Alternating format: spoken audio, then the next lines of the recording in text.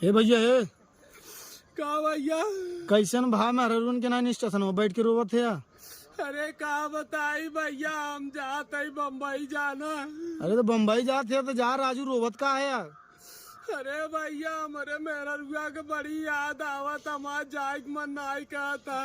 अरे बाप रे बाप, तो मेहरून कह दे लो तो रोक लिया हो। अरे भैया भाई तो नहीं रोका था, कहत रही दजरुक नाती 5 बार जा चुका स्टेशन पे, पूरी बाजी लेके जाते खाए की चलाए आवत है। अब की आऊबा तो तुम्हें घरे में ना रह दे। अरे बाप रे बाप, तो कहो राजू ठंडी में कैसे जाबा, कठुआ मर जाबा ट्रेनों में तू। अरे यार भैया हमारे घर वाले वहाँ सपोर्ट नहीं करते, जाना गर्मी पर घरे रख के रह, जैसे ठंडी है वैसे रपटी देन बम्बई। ए भैया हाँ भैया हमार टिकट वाला लेता 20 रुपया कम कह के, भैया हम घरे चला जाए जाना। रहे तो सर